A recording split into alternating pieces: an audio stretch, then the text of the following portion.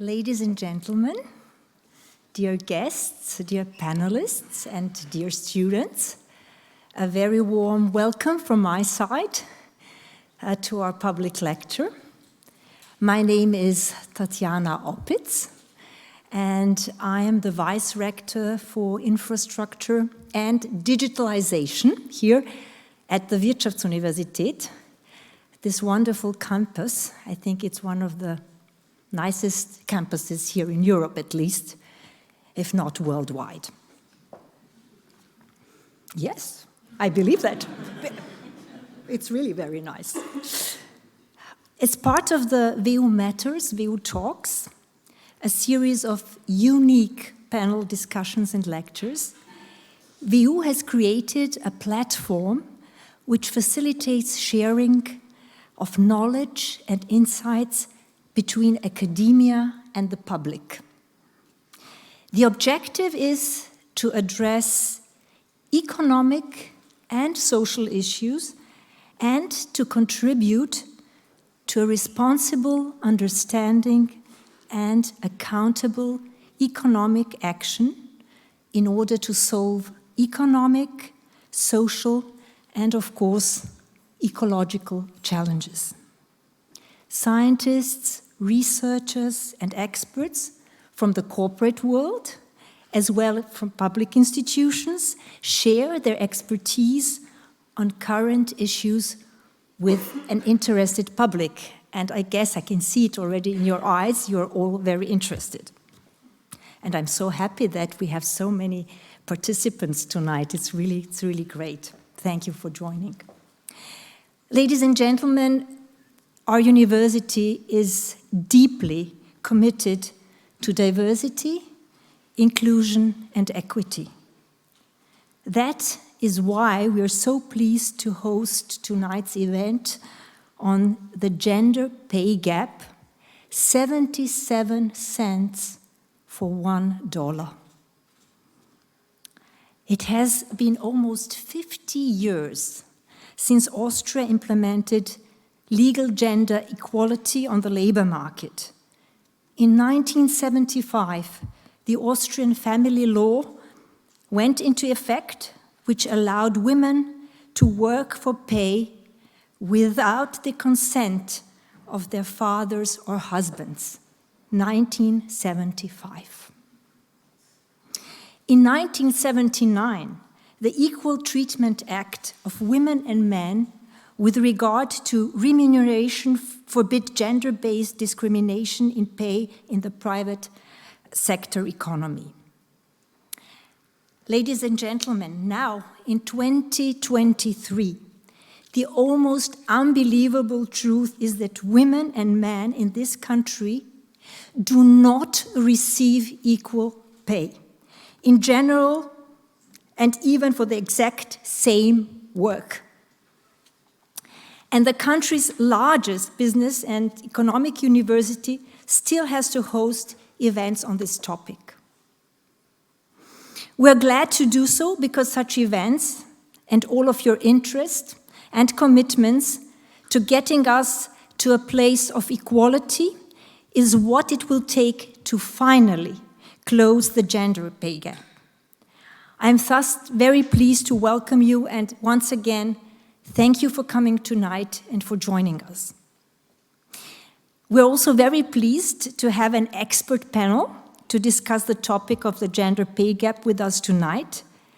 Thank you to Sophie Achleitner, economist at the Austrian Chamber of Labor in Vienna, and Dr. Johannes Kopf, legal expert and member of the executive board in the IMS, the Austrian Public Employment Service, for being here and discussing with us this evening. Thank you very much for joining us.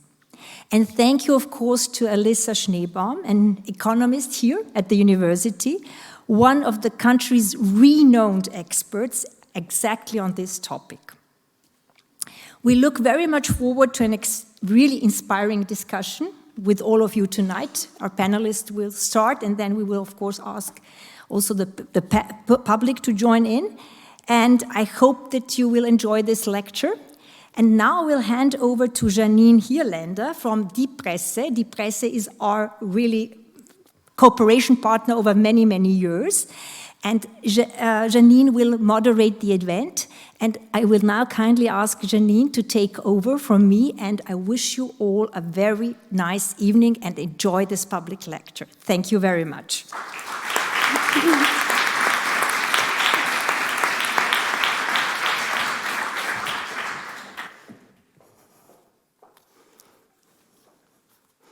Good evening, everyone. A very warm welcome from my side. I'm Janine Hierländer. As Tatjana said, thank you, Tatjana. I'm the deputy head of the business and economy section at the Presse. And I'm really glad that so many of you joined tonight. And I'm also really glad that you, Tatjana, mentioned the family law reform of 1975, because as we all know, it was a groundbreaking step for women, because today men and women are legally equal, and they do have the same opportunities in not only in the labor market, but in the labor market. And a lot has changed since then, actually, because I would like to start with giving you a piece of good news, because there actually is good news. Gender pay gap has decreased significantly over the last decade. Let me just give you two figures to illustrate that. In 2011, women in Austria earned 23.5% less than men, and this is according to data provided by the Statistics Austria. 10 years later, gender pay gap amounted to only 18.9% in 2021. And the Statistics Austria is counting hourly wages pre-taxes. So let me just give you a second figure here. According to the Austrian Institute of Economics, which is they also count in the public sector, which the Statistics Austria Institute does not do. They found that gender pay gap actually only amounts to 11% when it was double in 2005. So we can really see that things are on the move here, right? And now, please don't worry, because I'm not going to bother you with any more statistics here, because as Tatjana said, we do have an expert in the room. Alyssa Schneebaum, she is currently an assistant professor at the Department of Economics here at the WU Vienna, and she is focusing her research on feminist economics, as well as the role of gender in economic processes and outcomes. And she's now going to take us all on a thrilling journey through all the data you need to have on the matter of gender pay gap. So Alyssa, please, the floor is yours.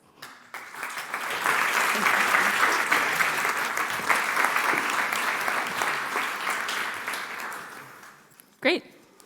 Thanks for being here for this thrilling journey. I'm really glad that you're all here, and I appreciate it. So, okay, let's start. The gender pay gap, once again, because we talk about this every single year. So one thing I will try to focus on today is what might have to happen to keep closing the gap. And I have to disagree with this very rosy picture that things have gotten better, but you'll see why in a moment. Of course, a lot of things got better, but not everything. Okay, so today, I really want to spend a few minutes clarifying what is it that we're talking about when we talk about the gender pay gap. We just heard 18.8%, and WIFO says 12%, and this group says this many percent, and what is it? What is the actual number? What does this number mean? There's a lot of misconceptions, so I want to talk about that a little bit. I want to explain, also give my view about where these gender gaps are coming from. And I say here income and wages and pay. Sometimes they're used interchangeably. They're not the same thing. Wages and pay, wages if you're employed. Income is all sources of income, so if you're self-employed or you have a job or whatever. So these are different concepts. Today we'll mostly focus on pay, so for employees.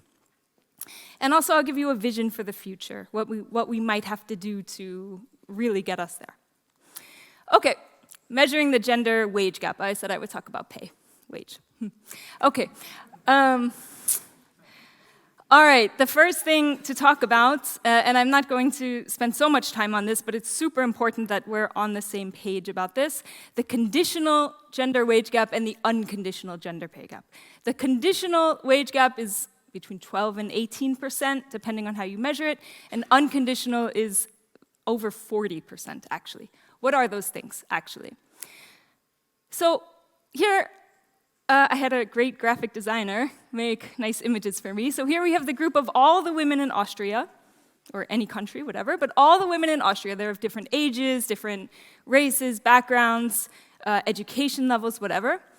And here's all the men in Austria, and they also are very different, just as it really is in the real world.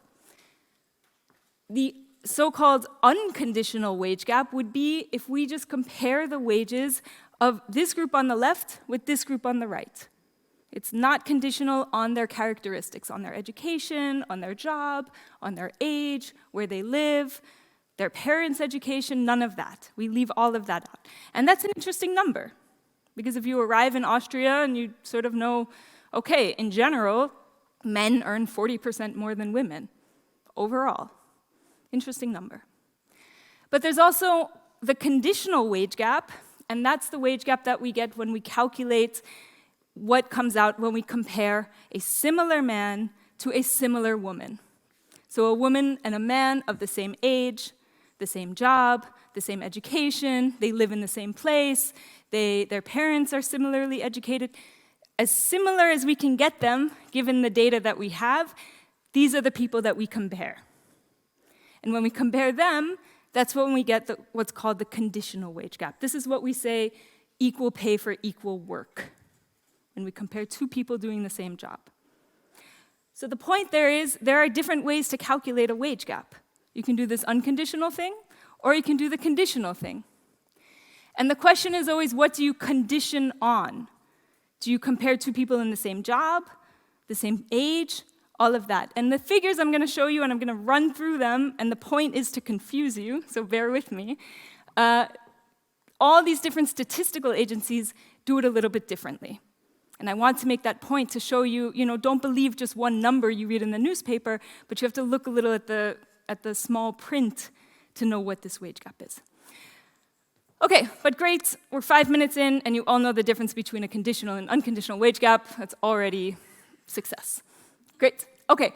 How do we calculate the conditional wage gap? We have to look at differences in hours worked, the size of the firms that people work in, if people work in a public sector job or a private sector job, because wages are very different in those types of jobs. And as I'll show you, Eurostat has done us all a very great service by harmonizing how they calculate a gender pay gap across countries, so that we can compare some measure of a gender pay gap across countries. And I'll show that to you. So look, this is Eurostat. This is what they did. They compare across countries. It's really great because we have this standardized comparison. So the gender pay gap in all of these different countries is compared the same way. It's calculated the same way. Austria does fairly badly. The gap there is 18.8%. I think that's the number that you mentioned, Janine. But this is only looking at in people who work in companies with at least 10 employees. So that leaves out a big portion of the population. And large companies work differently than small companies. So there's a constraint to this number, or it's to be taken with a grain of salt. Here we see what Janine said, that this wage gap is falling over time. I'm going to argue that I'm worried about that number exactly because this figure looks at only employees working at firms with 10 or more employees. Okay. The OECD, 2021, calculated the gender pay gap of looking only at full-time employees. So men who work full-time and women who work full-time. And there, Austria looks really good. You know why? Because 50% of all women in Austria work part-time. 50%. And when a woman has a kid under 15 years old, it's 75% of women who who work part-time. So the women who are working full-time are already the very high-earning women. There's a reason they're working full-time, because it's too costly to not work full-time, or because they love their work, whatever. In any case, they're different than like the average Austrian female worker. Okay, here's a paper. They have really cool data. They actually look at the gender pay gap within one company. So not just of people with the same job, with the same education, but within one company. They don't have Austria, and that's not even the point. I don't even want you to look at the numbers. The point is just this is also a way that we can calculate a gender pay gap, to look at within one company. Just for fun, breaking down the Austrian pay gap, this is what's called a lot of people call it the Oaxaca-Blinder decomposition. It's actually the Kitagawa Oaxaca-Blinder decomposition. Kitagawa, that was a woman, a demographer, a female demographer and sociologist in the 50s who came up with this decomposition technique 20 years before Oaxaca and Blinder came up with it, but everybody calls it the Oaxaca-Blinder decomposition. Just putting that out there, speaking of gender differences in recognition. Okay, so the Austrian gap in 2018, according to Statistik Austria and some data, whatever, controlling for some stuff, was 20.4%. And the thing about the Kitagawa Oaxaca-Blinder decomposition that's cool about it is that it lets us see what percent of the gap that we see can be explained by differences in the characteristics that these men and the women have, and how much of it is not explained by what we observe in the data. Interestingly, 6.4% of this 6.4 percentage points of this 20.4% wage gap can be explained by things like education, how long the people have been in the company, what job it is, what industry the job is in. But 14 percentage points of that gap, so most of the gender gap, cannot be explained by these characteristics. In economics, that's often referred to as discrimination. This is the gender gap in pay that we can't attribute to some observable characteristics. So that's a bigger number than what we can explain. So that's important to know. This is an important tool to know that a lot of this has to do with what's called discrimination, which isn't exactly right. It's just what's left over when we can't explain the gap using some characteristics that we can control for. Okay, last indicator, I promise. This is a new thing that came out last year, 2 years ago, called the Gender Overall Earnings Gap. This is kind of cool because it takes into account 3 things, so this E, H, and ER. It takes into account the earnings that people get per hour, how many hours the people work, and the share of the gender, so the share of men who work and the share of women who work. And this is for all working age people, 20 to 64. So it doesn't exclude people who don't work part-time, people who don't work full-time, it doesn't exclude people who don't work. This is just all the people, all the women and all the men. This is the closest that we get to the unconditional wage gap. And you know what this number is in Austria? 44%. 44%. Austria is the worst. in Europe. It's remarkable. A lot of it in Austria has to do with the fact that women work many fewer hours for pay than men do. There's a lot of household and childcare responsibilities. That's a cultural thing. I'll talk with you about that in a moment. So this is a kind of cool measure, I think, to get an overall sense of what the economic condition of men and women in a country is. That's the breakdown of this overall earnings gap. I know this is like, I tell my students never ever make a slide like this. But this is a huge screen, so it's okay. And you can just see in Austria, well, I'm not even going to do it, sorry. It's such a bad slide.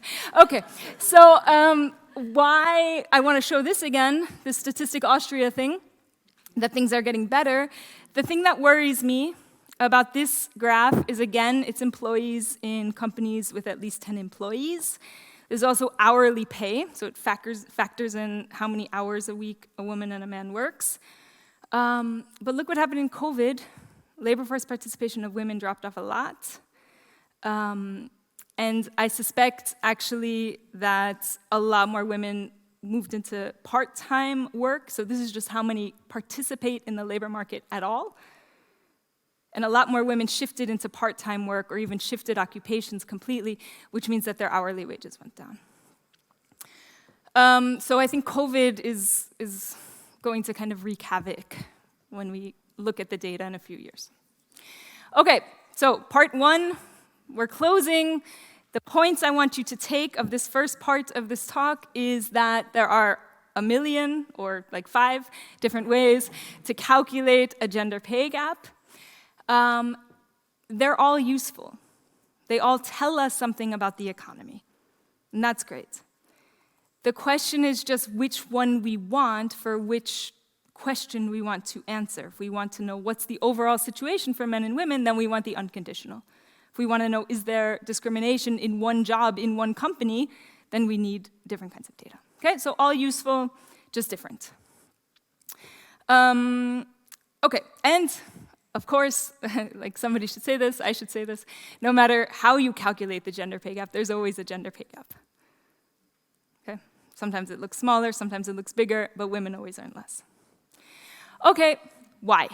Now we come to a kind of fun part of the talk. So, I mean, that was fun too. So let's explain the gender gap in wages. Am I speaking too quickly? Great, because I have so much to say. So Claudia Golden from Harvard University is one of the most important economists working on gender in the economy. In explaining why there's a gender pay gap, she's written a lot about how important anti-discrimination laws have been for closing the gender pay gap, how important it is to have unbiased managers. And she also says in her latest book, Career and Family, that it's really important to have flexible employment and also to have valuation in the economy for caregiving responsibilities. The literature has also showed us that employment protection for fathers to take parental leave is really important. The availability of free and all-day childcare is important. There's a paper showing that it doesn't matter so much in Austria, but in other countries it matters. Diversity, equity, and inclusion training matters. Encouraging girls to enter STEM, that all helps. I'm not going to try to say that that's not important. It is all important. At this talk today, I want to emphasize the role of socialization in explaining the gender pay gap. And I'll show you what I mean by socialization. I'm going to walk through a person's life and show how we're socialized, some main points about how we're socialized, and what that means for the gender pay gap. This is, for me, the key element in why there's gender inequality in pay everywhere in the world. I'll go through 4 stages. First, prenatal and very early childhood, what's happening there. That matters for the gender pay gap later. Childhood, formal training and education. And finally, what's happening in primary working age that's leading to a gender pay gap. Quickly, I'll do it all quickly. So, prenatal and early childhood.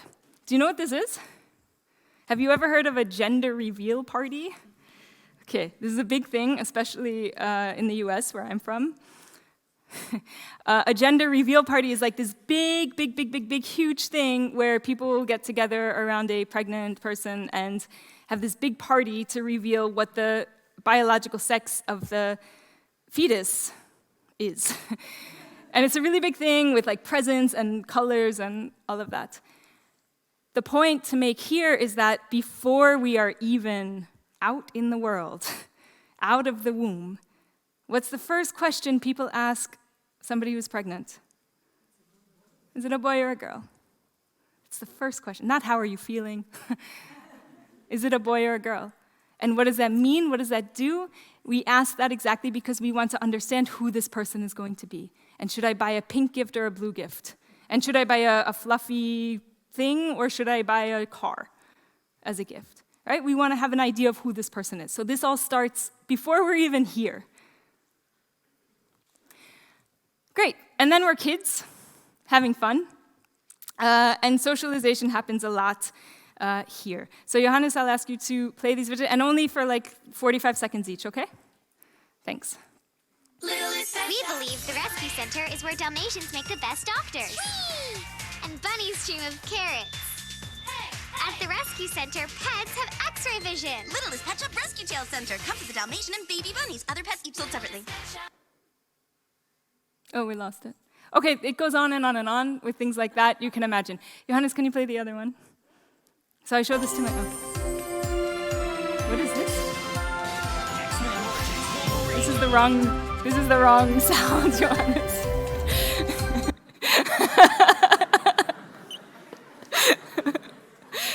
X-Men Origins Wolverine.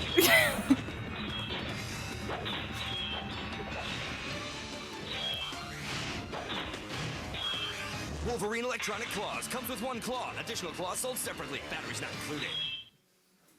Want something your way? You build it. Introducing You Build Battleship. Okay, too bad. I like to show those videos to my students. Usually I let them play for 1.5 minutes each. And a few things become very clear.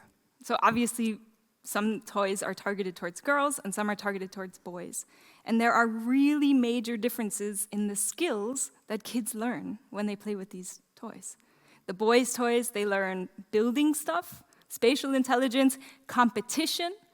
They learn being tough. They learn being aggressive. They learn that it's okay to compete. The girls learn they should be pretty, they should take care of others, they should love little furry things, and that's their role.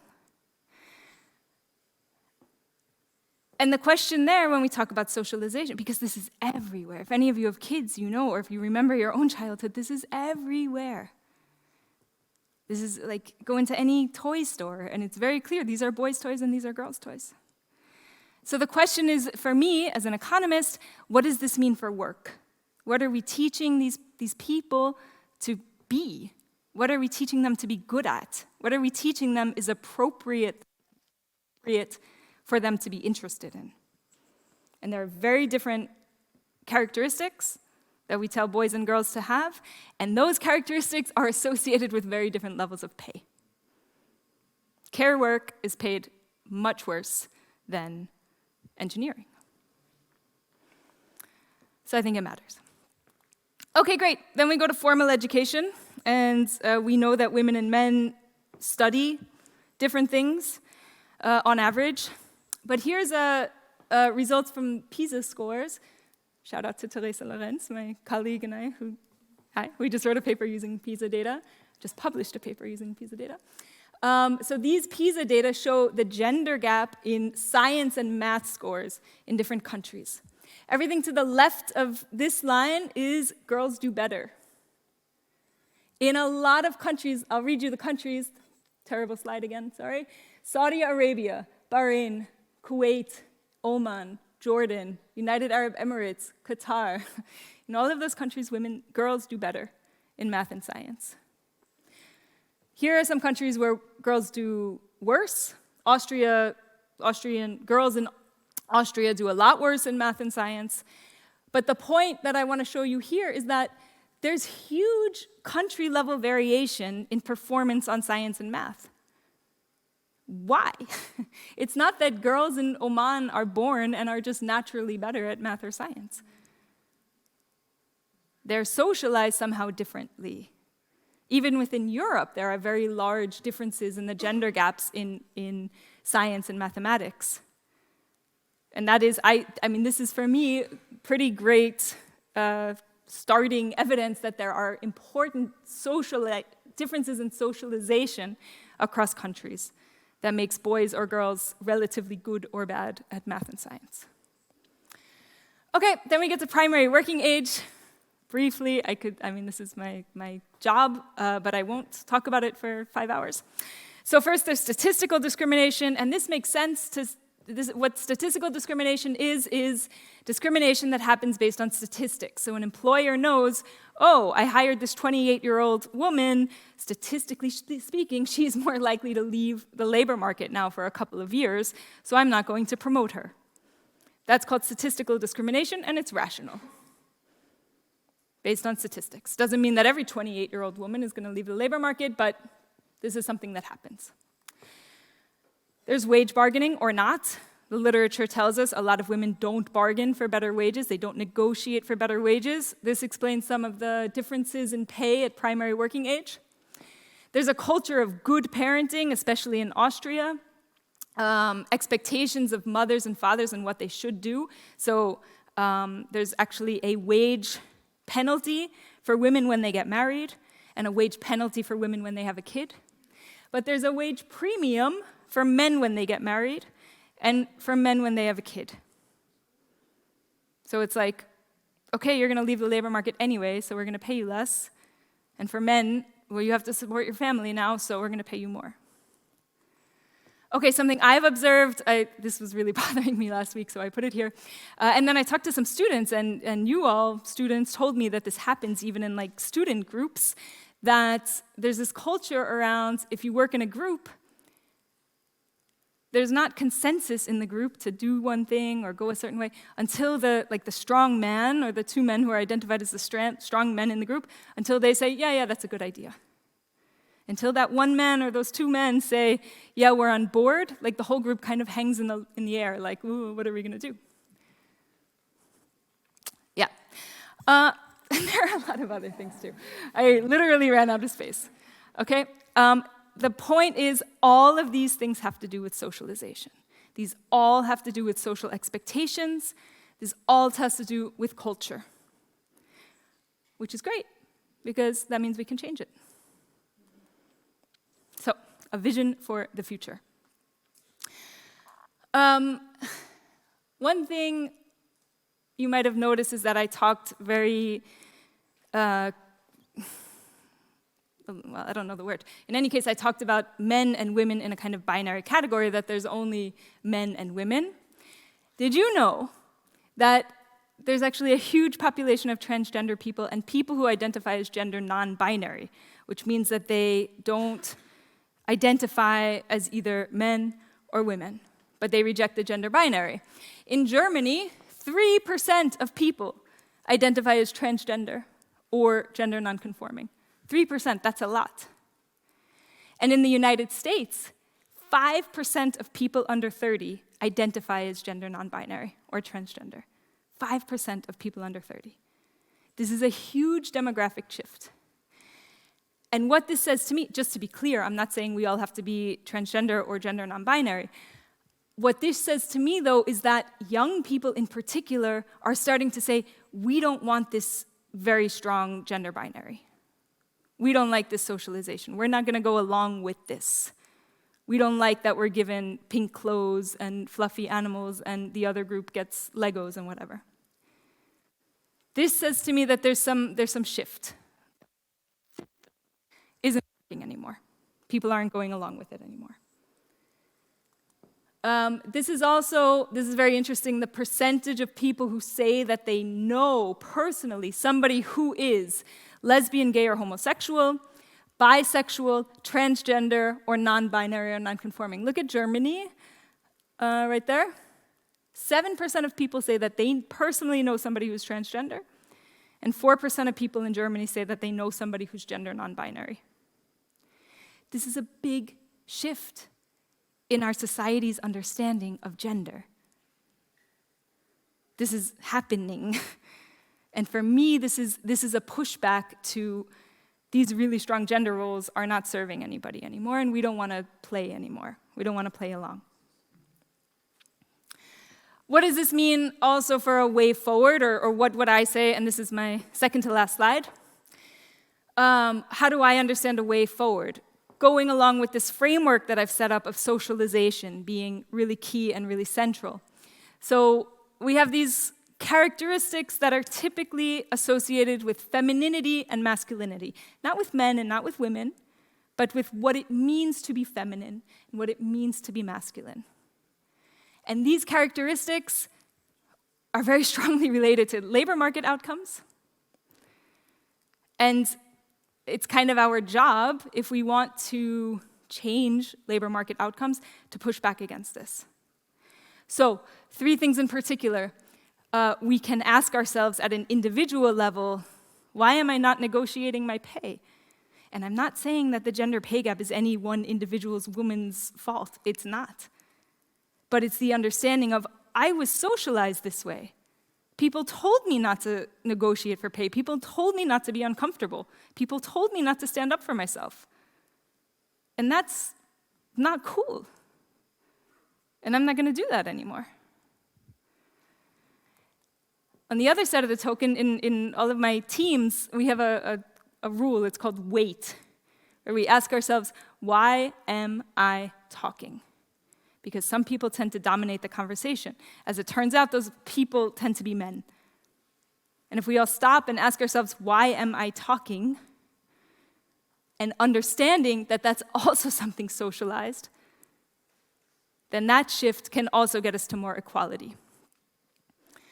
And finally, in general, we all believe in gender equality, right? You're in this room because you believe in it, you think it would be good. So little things like, why do we let the harmless jokes slide by? Today I was in a workshop, and there was a harmless joke. And I was like, why, man? It's 2023. Why are we making these jokes, you know? The comments, and even like, that's at the personal level and at the political level. Why are we letting these politics go by as they are? Right? So we all have the power to change ourselves, to change our community, and to change our politics. And I think it's really helpful to think about these things in terms of socialization. Why I believe what I believe. Why things are the way they are. Okay, that was it. I'm very happy if you keep in touch with me. And that's my Twitter thing. And I figured out how to do a QR code. I just joined LinkedIn. So if you want to meet me on LinkedIn, can do that. Okay, I look forward to the discussion. Thanks for your attention. Mega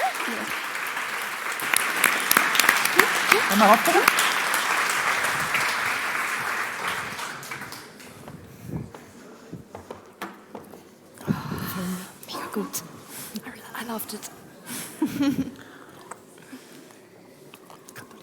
Thank you. Okay. Hello. Thank you very much, Alyssa. You succeeded in confusing all of us, Oh, great. which is great because now we have a lot to discuss.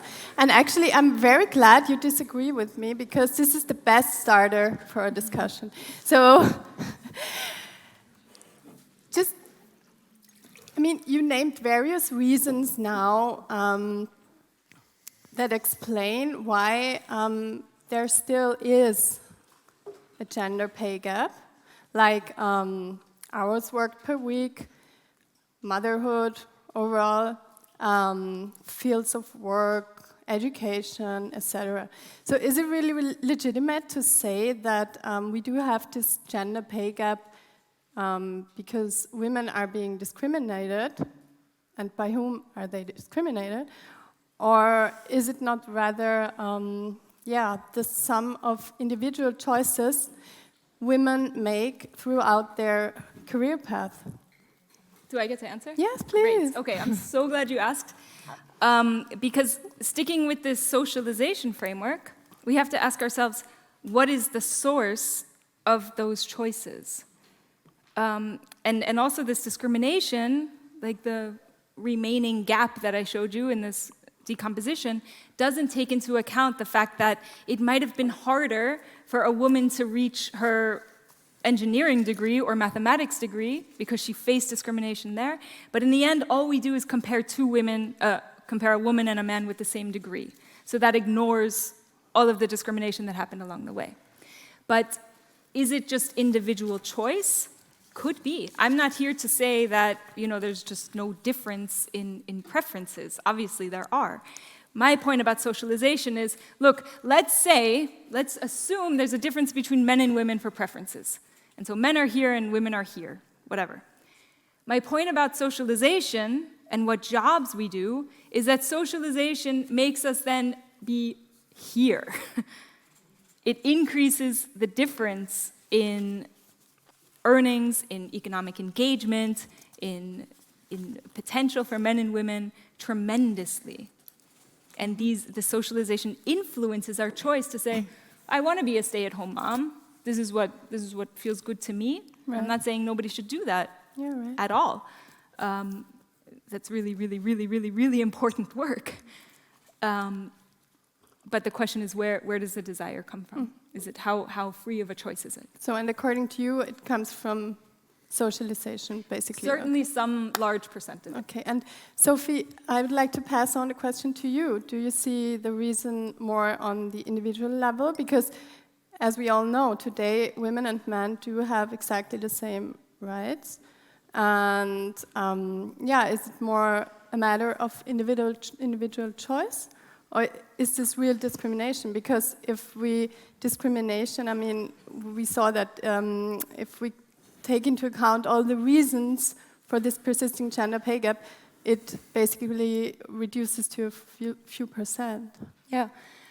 So first of all, I totally agree with Alyssa on the whole issue of how we're socialized.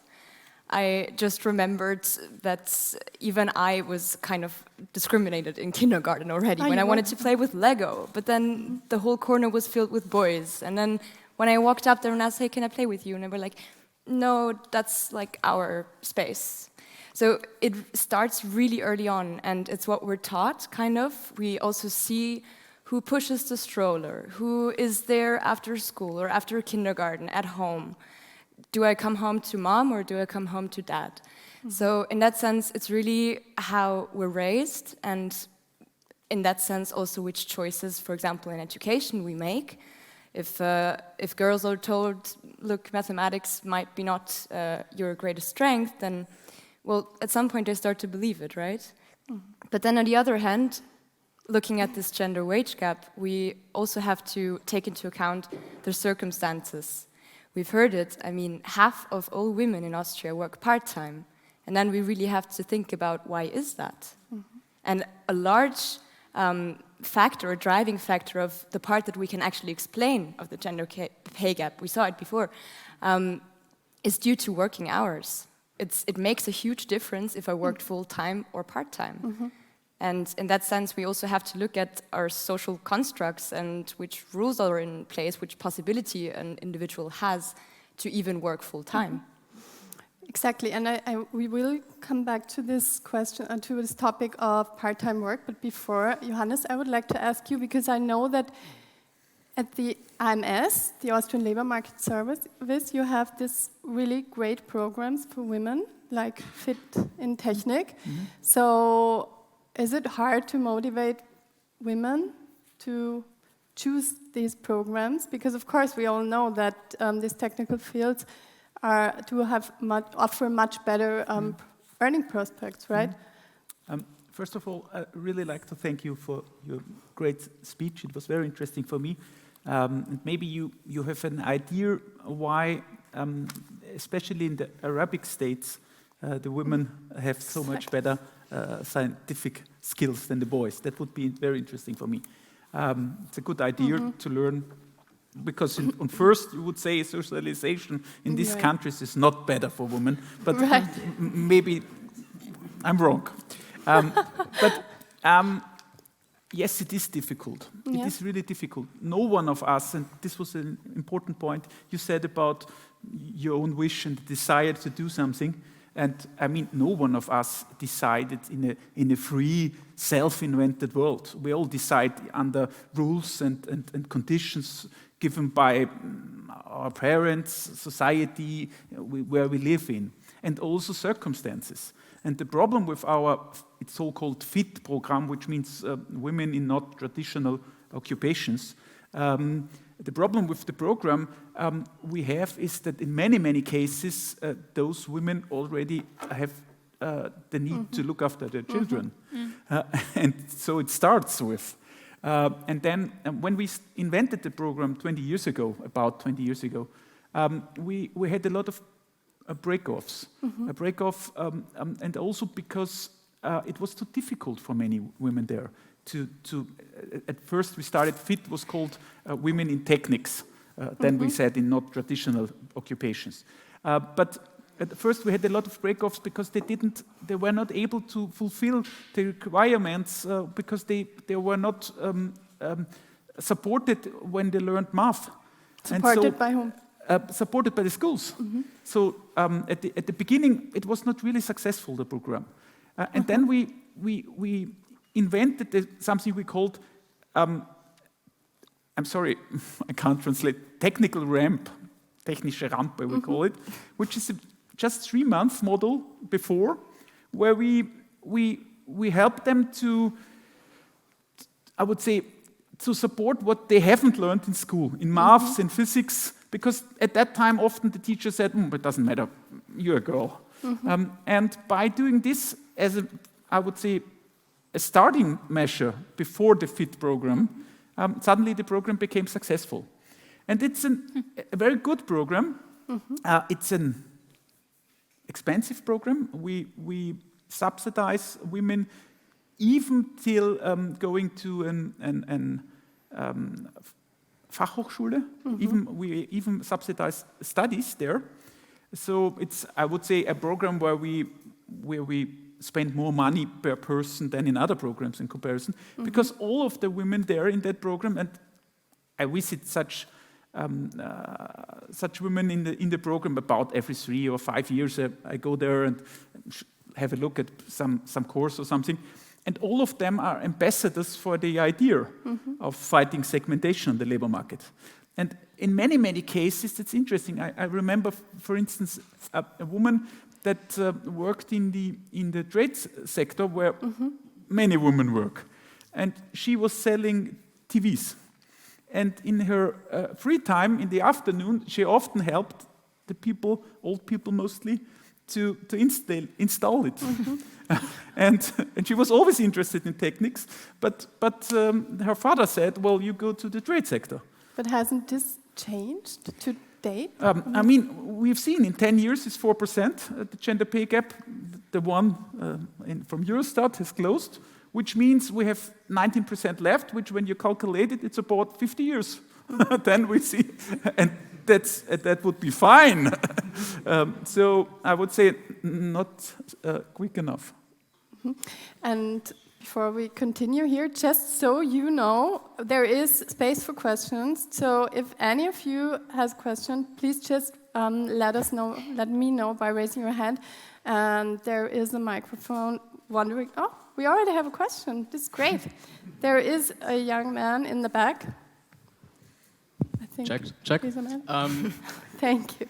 Well, first of all, I wanted to say thank you for this very interesting and educational presentation. It was very informative for me. You brought up the topic of socialization, especially like in early years on. And so my question is, from a societal standpoint, what steps do we have to take to kind of like break up these detrimental dynamics?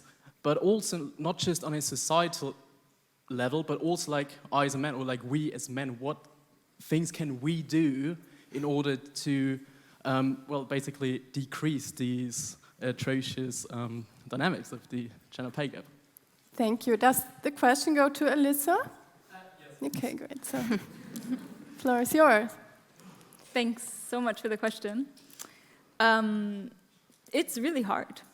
It's really, really hard. I mean, as I said, I think I have a small child, and so I've been experiencing this firsthand, and it's like I can do whatever I want to try to raise him to be like not so committed to this masculinity thing, or like be equal with girls, whatever. And it's everywhere in TV shows and in movies and whatever. But it helps to be aware of the issue. I remember I realized about 10 years ago, I had this instinct when I saw a little girl to comment on her dress. Like, oh, your dress is so pretty, or oh, your hair looks so nice, because it's also like what little girls are socialized to want to do. They want to be pretty. And the whole idea, I realized, is to not comment on how she looks, but ask her about her interests, and ask her to show me something that she can do, right? And not just what she looks like. So things like that, and not just with children. It doesn't just stop with children at all, you know? It's in working groups or with other student groups. It's being aware of, you ask what men can do. Men do, on average, have more privilege, they have more say in a lot of ways. It's being aware of that, asking yourself, why am I talking?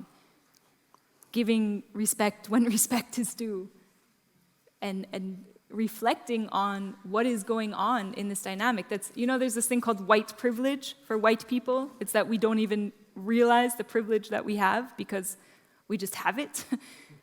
And then we hear from people of color that they're being followed in stores and they're just experiencing this discrimination and that discrimination, but we don't even know it because we don't experience it. And so if we take the gender lens, it's thinking about the privilege that you have as a man and being aware of that and noticing the barriers that women face. Okay. Thanks for the question. Thank you so much. Yes, in a second. First, I have a question. And I'm dominating the discussion, so you have to wait. It goes to you because you Johannes, are an internationally renowned labor market expert, and you have a great overview, especially over Austria. And Alyssa mentioned labor market participation, and according to the data I have in mind from Statistics Austria, it's about 68% women, 68% labor market participation, which is way above EU average. So could you speak a little bit about this correlation between labor market participation, part-time work, and pay gap? Because, part-time work also is a way to allow women to participate in the labor market, right? So it's not just a bad thing, or am I wrong? Yeah, Austria is a state that has high, in comparison to a high labor market participation of women, a very high part-time rate, part-time working rate, 50%, and a high difference pay gap. So we shouldn't be proud of it, at least of the second two ones. I think this has to do a lot also with socialization in Austria, because socialization is also different where you look. It has to do with the supply of childcare facilities. I mean, it's very clear how far you go to the west, the more days they are closed during the year, to put it very simple. And I mean, we have about 11% of the childcare facilities that close before 2 p.m. in the afternoon, a.m., no p.m., I'm sorry. That's interesting. There is already one childcare facility that has 24 hours. Wow. It's 24 hours? Yes. It's a lot. It's brand new. They have shift time work, and they offer, I don't think on a regular basis, but there is the possibility to bring your child to have them also sleep over. So no more care work for any of us. I don't think you can leave it at all. Just kidding. I don't think. Sometimes you wish, I'm sure. No. Oh, yes. Yes. For me, sometimes we have 3 boys, and sometimes I want to send them to moon, and 2 minutes later I love them, but 2 minutes before, yeah. So it's really a question of what is possible. I think it's about 10% of all childcare facilities in Austria don't offer lunch, which means 10%. You can leave them there, but you have to take them home, give them some food, and bring them back. I mean, this is not this is YouTube.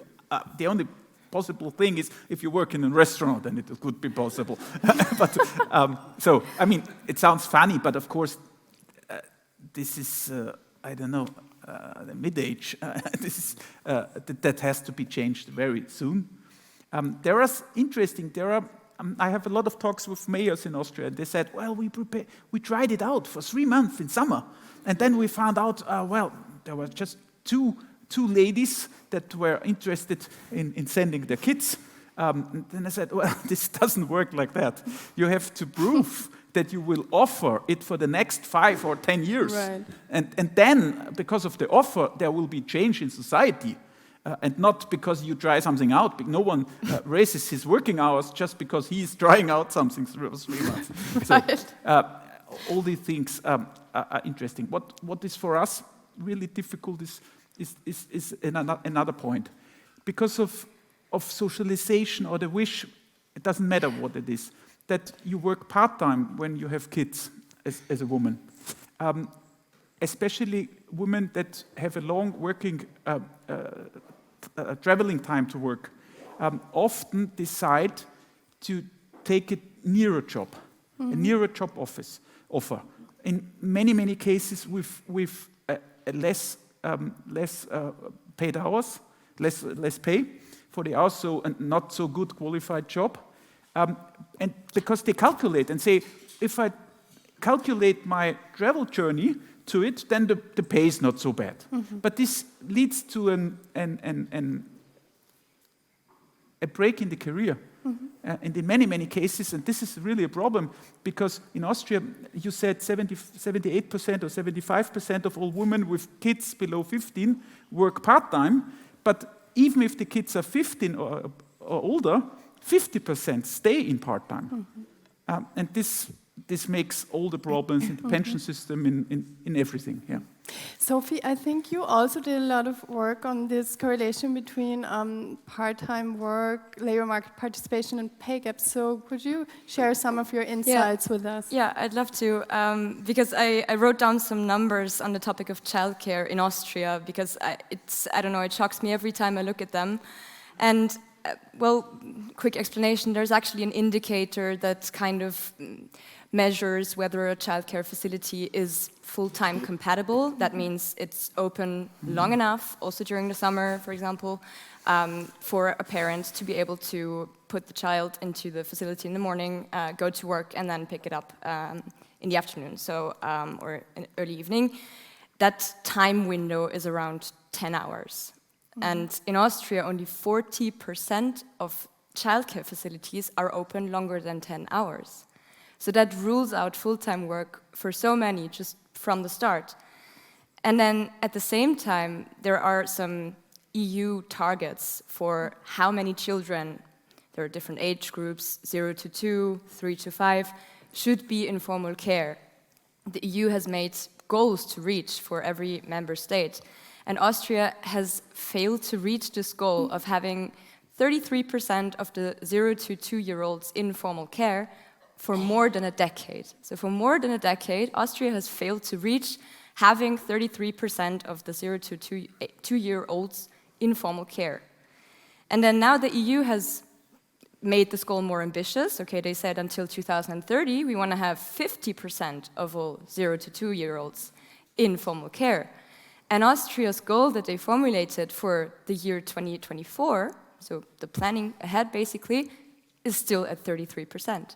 So in that sense, we're not even ambitious to reach this goal and to change something about that. And I mentioned this indicator that measures if a care facility is even full-time compatible. This is even worse in rural areas. So I'm talking about Vienna here, it's where the next kindergarten is probably around the corner. But then, as also Mr. Kopf mentioned, it's for women in the countryside or in very rural areas, who picks the kids up when the kindergarten is closed after 2 p.m.? It's mostly mothers. Right. And that is the main connection why also so many women remain in part-time employment. Also, even after the kids are maybe in school age. We also really don't have a very good all-day schooling. It's also not possible for every child to be in a school from morning till evening. That's simply not something that we have in Austria in that sense, in that big sense, where we could actually bring more women into full-time employment. Right. So that was... Thank you so much. I noticed that we have some questions here. First, here, where's the microphone? The lady in stripes. Lady in stripes. cool. She's wearing straps. Right? Yeah, wait, why am I talking? So you briefly mentioned the pandemic in your slide and how it likely changed the labor market participation for women. And this will obviously increase the unconditional gender pay gap. But do you also think that it will increase the conditional pay gap? So because of the pandemic, will it increase the remaining gap that is not explainable by observing factors? I don't know, whoever feels fit to or wants to answer, yeah. Should we answer directly? Yeah. Okay. I think it's to, who does the question go to? Probably to Alyssa, but also maybe to Johannes. As you wish, just share it. I think it's mixed. I think on the one hand, COVID has led to, well, we know that COVID has led to a huge shift back to traditional gender norms. So this might come in the workforce with this idea of, you know, the woman should be at home anyway, or she has this commitment at home. But I mean, there's also the huge increase in teleworking, which increases flexibility a lot, which is great. So I'm not totally sure, you know, which side cancels the other out. I just want to mention, this is relevant, this flexible working because of teleworking and stuff like this, and all this conversation about kindergartens. Why do we talk so much about childcare when we talk about women in the labor market? Like, why don't more fathers do childcare? Right? Like, that should be maybe a thing that we could work on. But what will the effect of COVID be? So far, it's been pretty catastrophic. But I think teleworking could offer some positive developments. But one more thing, and then I'll start. Why am I talking? One more thing. Women are segregated in Austria in particular into really low-paying, bad jobs. The cashier at Billa or Bipo or whatever. And those are not good jobs that people want to do, and those are overwhelmingly done by women. So if I have that job, I want to work part-time too, or I want to go in parental leave for 3 years too. Right. So it's a question of like making good work available to everybody.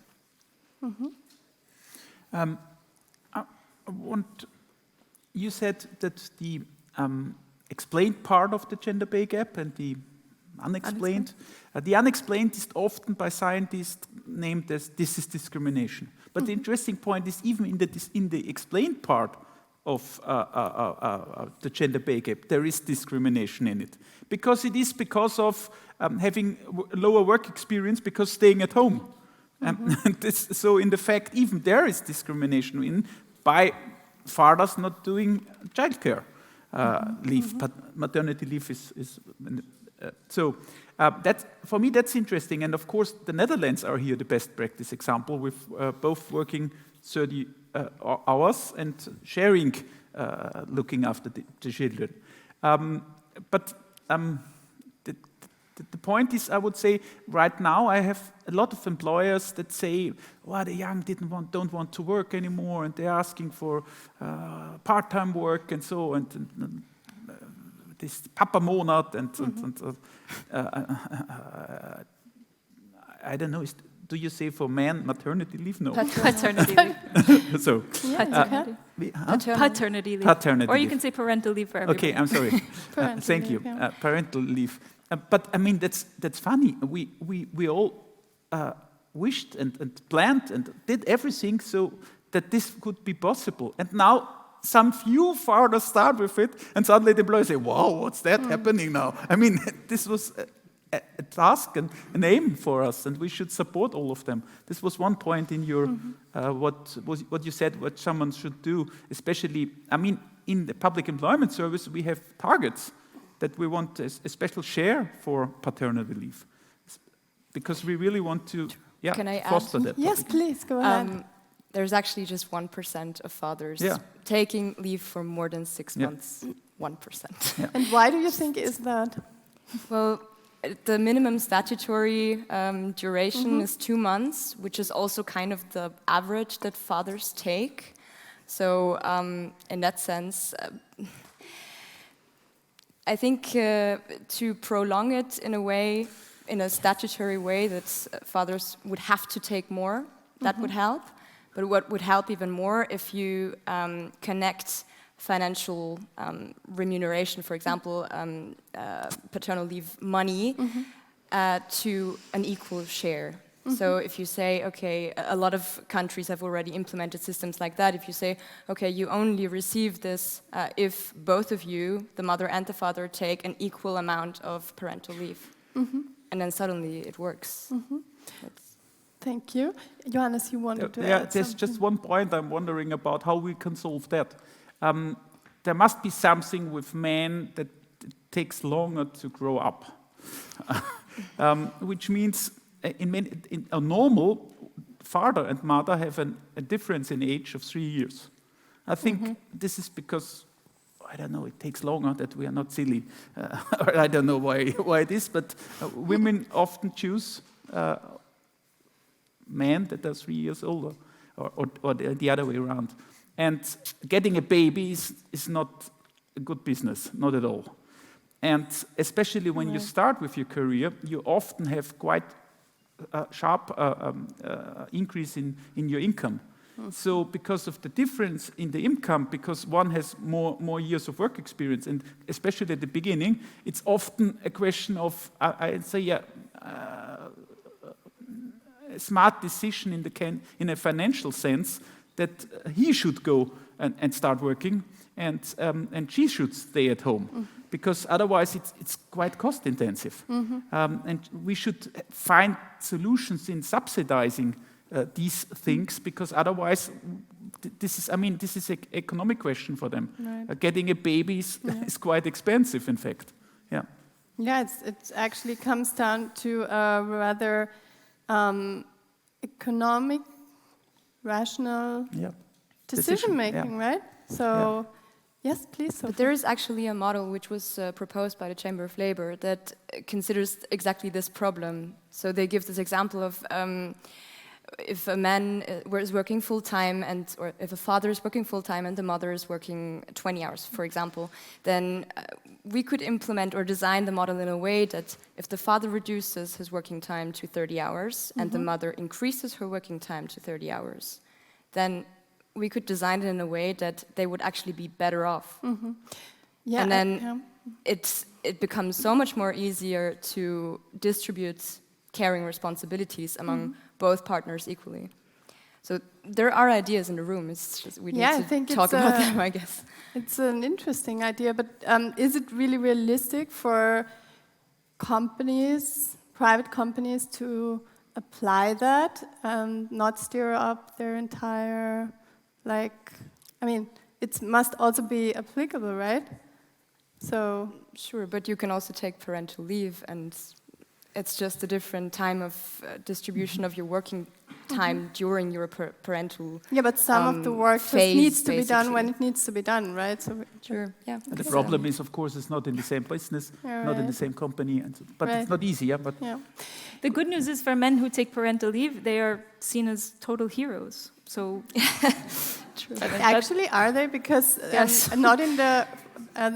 For many men, it's difficult to take parental leave, right? Because in their firms, very often they are not seen as heroes. They are seen like, come on, seriously. In the private sector, it's harder. Yeah, that's true. But I think in society and in the public sector, on the playground, yes. Well, it is like you said. I'm on one afternoon in the week. I look after my children. And one afternoon in the week. And when I tell that story, normally all people say, well, great. Yeah. The other 4 days, my wife is looking after them. No one ever said great to her. So expect me, but I'm sorry. There is difference, of course. Yeah. Right. Just look at the father at the playground. Exactly. Every father there is the star. That's strange. Really? I'm sorry. Also from you, ladies. I'm sorry. Do you know that? You go to the playground often? We've seen each other I remember a lot of times. many years. Right. I noticed that there was another question. Lady in red. No, actually, I think it was. I don't know who was first. Yep. First? Yeah. I want to be fair here. Okay, so first, here in third row. Yeah, she's got the microphone. Great. My name is Marie-Thérèse Klaas, and I work at the Institute for Gender and Diversity here. And I was wondering, I have many of these ideas here, that we also work on, etc. And I was wondering whether paternity leave is a solution. It is not, in my mind. It is not, because neither the father nor the mother should be obliged to stay at home. Mm-hmm. They should, both of them, be able to work full-time. And staying at home, as you said, is not a choice. I mean, women here don't have a choice, because, as was rightly said, there's not enough childcare. Women have to go to work, and women have to work. There's no choice for them, in this country at least, because of this huge lack of childcare. And I still don't understand why women don't go out in the streets and protest, yeah, and get childcare, for example. That's one of the comments I would have. The other question I would have actually to Alyssa is, we have been talking a lot about here the gender pay gap. And I was wondering if you also do research about the pay gap between Austrians and migrants, which is also a huge gap. Mm. It's interesting, yeah. Alyssa, please. I don't do research on migrant pay gap. I've done research on the migrant education gap, but there is a lot of research on the migrant pay gap out there. And by the way, if you look at it from an intersectional point of view, we see Austrian men earn the most, then Austrian women, and then foreign men, and then foreign women. Yes. I have some numbers. Oh, great. Actually, You're the best. because we were looking into that. So in Austria, the comparison migrant women, migrant men, the pay gap is around 40%. And then it gets worse, migrant women, Austrian men, it's around 60% too. Wow. And then also if we compare Austrian women and migrant women, then there's also a pay gap. So yeah. Now I would like to take another question in from the audience. So please, second row here, rather left, middle, red shirt. Here. Ja, hallo, mein Name ist Anna Anja. Or my name is Anna Anja. I'm an economist at the University of Vienna. And I'm happy to hear your talk and the discussion. And my question is related to something that actually already started to be discussed. And it is this parallel discussion with the reduction of the working week, right? Which is, and I would say that it was already mentioned, but I would say that men don't get this question so often. Would you like to stay home? When a child comes, but it is becoming more and more clear that also men would like to have more time for their family. And I don't know if I know that there are studies that have calculated what is the cost for a woman of motherhood in terms of their career. But I don't know if these numbers also exist for their partners, right? So, I mean, we could talk about discrimination if the cost for a man in spite of being unconventional, of staying at home, and then, if this cost is indeed much smaller than for a woman, then you could see, okay, why is this, right? If it's motherhood, then it should also be less costly for a man for us to talk about discrimination, something like this. And also another somehow related question, maybe there are studies comparing different labor markets where already the labor week is shorter, and see if there is this correlation. I don't know. Probably this is even known. No? If there is less correlation, if there is a correlation between lower pay gap for those labor markets where it is well established that there is a shorter labor week, and men and women of the kind of models that were already mentioned, where both work shorter, right? Yeah, these are great research ideas. Anyone wants to comment on that here on the podium? I don't have any. I mean, the economic cost of going parental leave for a man is definitely much higher because he starts at a higher wage. to begin with, and then once there's a child introduced, on average he receives a bonus, and a woman receives a penalty. So surely it's much more expensive for a man to go on leave. But it would be nice to put a number on it. That's interesting. In fact, which means that relatively speaking, the woman is less discriminated for motherhood leave. Why? Because if the cost is higher for a man, right? If it's less accepted and it's more penalized. Yeah, of course. Yeah. So it's also about socialization and the SWIFT in the companies, of course. Yes. Sophie, you had some numbers before. You have some numbers for us now? On that specific question, no.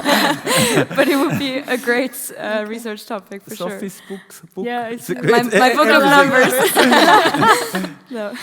Okay.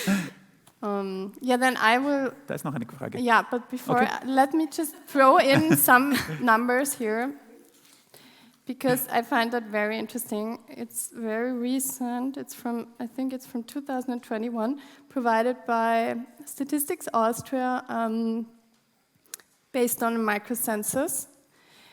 Okay, so there are 419,000 women in Austria who work part-time because they do have care work, like they care for their children. Moreover. And we hear about this part-time trap, like women, they are like kept at home and forced to work part-time, but actually I find this very interesting because 73% of these 419,000 women said that they want to take care of their children. Like it's a voluntary choice they make. So I'm just asking, maybe, I mean, can we be really so sure that if we only offer like this comprehensive childcare for everyone, like that suddenly all of these women would go work full time? Johannes, maybe you want to help us out here. I think it's not a good idea that I say what women want, but but I remember but this is a graphic it's like they were asked. It's statistics, so it's okay when I say something to it. Yeah, it's not. I didn't make this up. It was like microcensus data.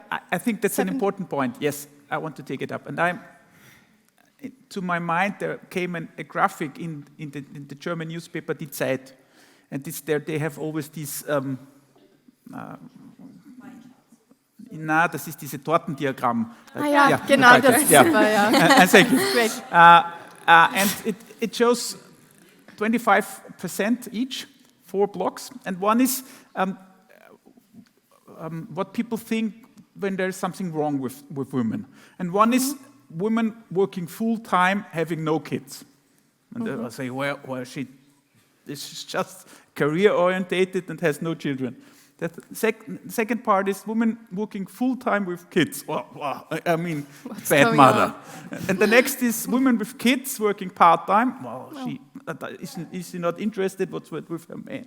And so on. And the last is women with kids and working and staying at home. Yeah, that's the fourth. And at every 4, there are arguments why this is strange.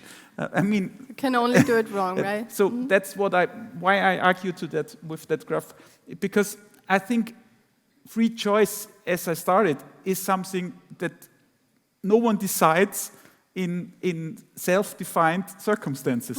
I mean, the world is different, and that's what I think. If we open childcare facilities and give the proof that it's open all year long and maybe free of charge, and on a regular basis with high quality, which is not easy to reach. But if we do so, then the first women would start. And suddenly there will be no discrimination if you give your kids there. And then also this will change the mind, that I'm sure. Yeah. I'm curious about your opinion, because you also published some work on this part-time trap. Yeah, so he was also looking basically at microcensus data, and then yeah, we ask people, why do you work part-time? That's basically the question. Then you have different reasons. You either don't find a full-time employment, or you don't want a full-time employment, as we just discussed, or you're caring for someone that can be a child or an elderly person. There's, I think, sickness and other reasons as well. And then we know that in Austria, 30% of all part-time employees work part-time because of caring responsibilities. And we also know that the gender division is substantial. 40% of part-time working women work part-time because they care for children, and only 10–11% of men. I found 8 today. Yeah. Okay. Yeah. Also differs. Huh? Yeah. But still, I mean, we see there is a huge difference as to why a woman or a man work part-time. And in that sense, I also think that it's important that we change something about our idea of childcare in that sense, because it's not supposed to be just a place where you put your kid during the day where you work, but people need to start seeing this as an education. Childcare is also education, and a very important one, so to say. A lot of Scandinavian countries actually have kindergarten curricula, where they really carefully think about what are we going to teach 3-year-olds. So I think this is also something that really needs to change in our minds, that this is not just, I'm not being a bad mother because I'm putting my child into this kindergarten during the day while I go to work, but I'm giving my child an early childhood education. Yeah, I agree 100%. Way too many children and within the groups, like 24 or 24 children per group. It's like a lot. It's like you can't really do educational curricula here. Exactly, and Alyssa even wrote a paper on that. So, no, early childhood. I know you work. Returns to early childhood education. In that sense. Right. Yeah. So I think we do have time for one or two more questions. We have more. Who was first? I lost track. I want to be fair, so does anyone know who was first? Who's? Okay, then please, yeah.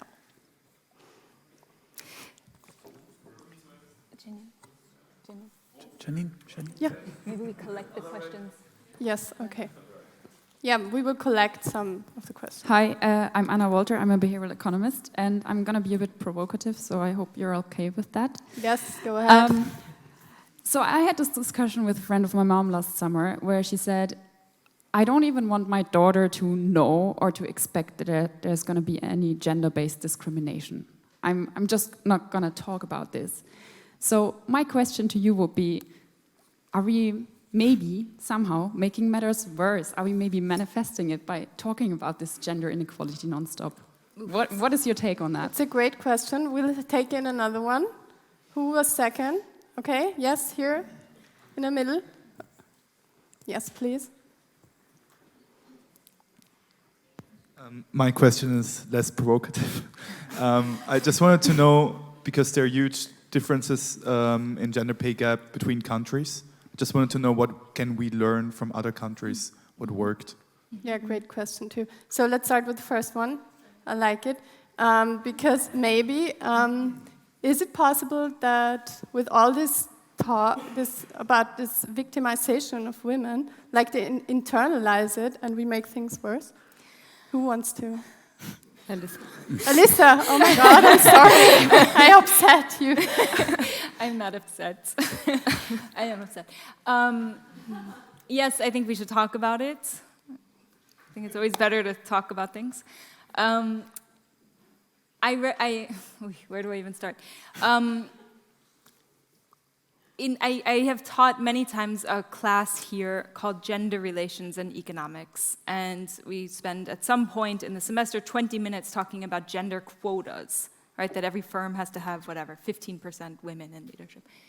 And my 19, 20-year-old students are totally against it. They're like, nope, I am gonna work hard, and I'm super skilled, and I'm super competent, and I don't want anybody to think that I'm a quota Frau. Yeah, there because of the quota. And they're really against it. And I am so truly sorry to report how many emails I get years later, and they say, oh. It turns out there's plenty of discrimination. And they didn't know because they were students, and at this university and most universities, things are overall pretty fine. So I think it would be an extreme disservice to not talk about it and not prepare young people for this reality. I mean, just because you put your blinders on doesn't mean that the world isn't happening. It's interesting that they come back later. Yeah, it's very interesting. Johannes, you wanted just one to... sentence. I think we tried it out not to talk about it for hundreds of years, and it didn't work. So. Then I'm going to take in the second question. Maybe, Sophie, do you want to start? What can we learn from other countries here? Yeah. Well, we already talked about that a lot tonight. Socialization, gender roles, they're just different in other countries. And I think that plays a huge part. I already mentioned it. In Sweden, no mother is ashamed because she puts her child into childcare. And she's also not discriminated for doing it. And these are things that, well, we need to change them, but they will probably take some time. What we can do is implement rules and laws and make this as transparent as possible. And that really helps to talk about it. And it's a huge mistake not to. And to compare different models of I don't know, starting with parental leave, how does this country do it? And to kind of look around our, like over the plates, look, what's our neighbor doing, for example? Right.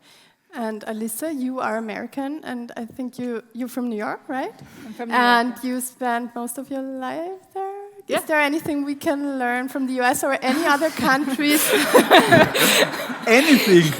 No, I mean, of course, no, I mean in terms of gender equality or mothers, working moms or discrimination. No, I don't want to talk about the United States. Okay. But I want to say two things. One, policies differ across countries. Like Iceland, big companies have to publish their pay data and have to publish reports if there are gender differences in pay within their company.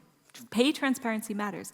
But I have to say, the differences in the gender pay gap across countries that I showed has a lot to do with the data, kind of. Because the gender pay gap is very small in certain countries only because relatively few women in those countries work for pay. Right. And there's what's called a selection bias, that only women who are going to have high-paying jobs are in the labor market at all. But meanwhile, 30% of the working-age women are, sitting at home and cooking and taking care of kids. So it's partly it's a data artifact that the gender pay gap looks so different. So even where it looks good, it's like the gender overall earnings gap wouldn't be so good. Would you like to add? No. Okay, good. This is, actually, I think we are approaching the end of our timeline here, but okay, yes, let's take in 2 more questions here.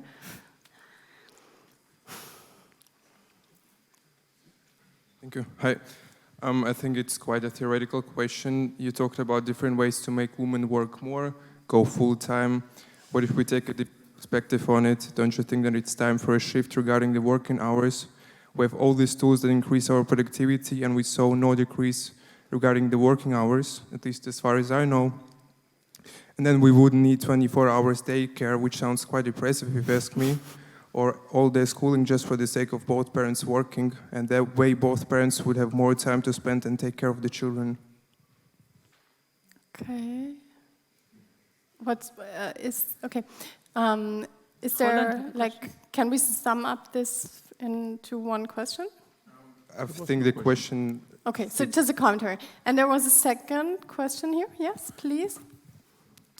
Yeah, thank you. So I wanted to ask something about this part-time labor again. So, for example, my mother, she was working full-time, and after my sister and I came to we got born. Right. Then she Appear. also started part-time job. So and after, because I'm the younger one, after I went to boarding school, she wanted to go and work full-time again. But for this position she was already working and known for, they said she don't need full-time anymore. And so she had two options: to quit this job, and also, I'm not sure how to translate this in English, because it's die Abfertigung alt. Okay. So Yeah, because it's difficult. I think there is already a shift, because now it's more like a small backpack you take to every new job, but for elder people, this is still a huge reason, I think, that they don't get to a new job and maybe start full-time again. Right. So what would you suggest to overcome this problem? Yeah, I would like to pass this question to you, because how many jobs do we even have that offer this opportunity? Yeah, I mean, it's a very good point. Of course, freedom of choice is better when unemployment is low. And when, like it is now, a lot of companies are searching for qualified workers, of course. But the other point is, I was wondering why women often don't switch to full-time, even if they have the possibility, when the kids are older. And the reason for that is that's funny, because on normal, it gets cheaper, your life, when the kids are older, when they leave the house. So there is no economic force to work more hours then, because suddenly, I mean, our oldest now works, and so he needs not really money anymore from us, and so it was cheaper now. This has also to be, you get used to work part-time, and maybe your parents and the parents of your husband start to have needs to have someone to look after them. And then it's again women taking this part. So it's very difficult I think it's difficult to switch here. It's really a question of how long it will take. I mean, it's like you get used to it, right? And then Alyssa started her speech with, again, she was talking about it. I mean, I don't know. I'm sure it must be more than 100 times you talked about it. This week. This week, yeah. Thank you.